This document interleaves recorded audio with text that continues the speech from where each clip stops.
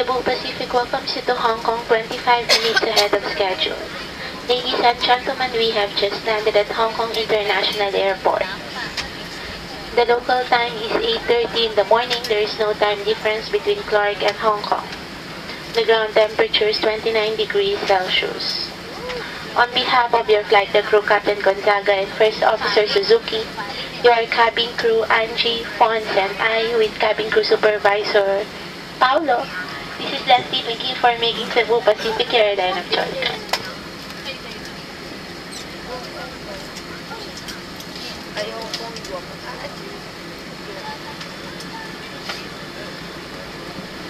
Your safety is of primary importance to us, so please remain seated with your seatbelts fastened until the aircraft has come to a complete stop. Please wait for the fasten seatbelt sign to be switched off before you get your bags or use the lavatory.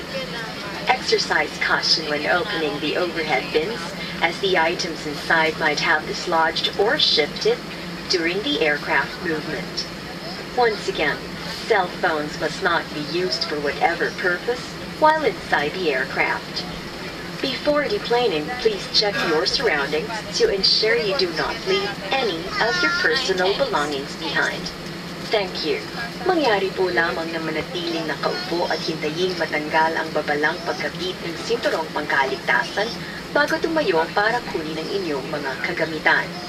Panatiling nakasara ang inyong mga cellphones habang kayo ay nasa loob pa ng eroplano. As a safety precaution, please wait for the fasten seatbelt sign to be switched off before standing up to get your bags.